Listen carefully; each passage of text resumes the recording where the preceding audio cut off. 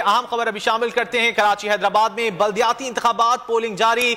मलीर जी area Saudabad में नामालूम अफराद polling camp को आग लगा। मालूम अफराद ने सियासी जमात के पोलिंग कैंप को भी आग लगाई है। बिल्कुल, वाकई की इतला पर पुलिस की भारी नफरी भी पहुंच गई है। मनाजिर अब से कुछ देर पहले के आप देख रहे हैं कि किस तरह आग लगाई गई। और ये मलीर जी एरिया है सऊदाबाद का इलाका, जहां पर नामालूम अफराद ने पोलिंग कैंप को आग लगाई है और नामालूम अफराद ने सियासी जमात के पोलिंग कैंप को आग लगाई है।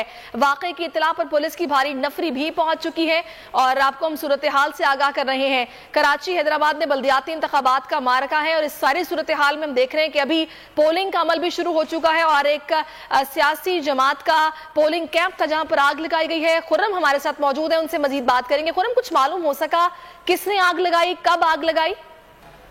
देखिए, ये सुबह का वक्त है कि जब ये पोलिंग कैंप्स मुख्तलिफ सियासी जमातें हैं, इन्होंने अपने पोलिंग कैंप लगाए थे कि सुबह जो है पोलिंग जैसे स्टार्ट होगी तो ये अपने पोलिंग कैंप में मौजूद बैठेंगे आके और जो वोटर्स आते हैं उनको ये नंबरिंग बना के देते हैं, जिसके बाद वोटर अपना वोट कास्ट करता है। रात के ये जब कैंप लगाया गया, जब सुबह इत्तला मौसूल हुई कि ये मलीर सऊदाबाद थाने की हुदूद है, यहाँ पे जो है वो पोलिंग कैंप को पोलिंग जो कैंप है उनको आग लगा दी गई है, जिस पर फायर ब्रिगेड भी पहुंची है, पुलिस की भारी नफरियां पहुंची है। मुख्तलिफ 3 सियासी जमातें हैं जिनके ये कैंप्स को आग लगाई गई है, जिसमें महाजिर कौमी मूवमेंट है, तहरीक TLP है और PTI है। इनके कैंपों को जो है वो आग लगाने की इत्तलात मौसूल हुई थी, जिसके बाद पुलिस की नफरियां पहुंची है।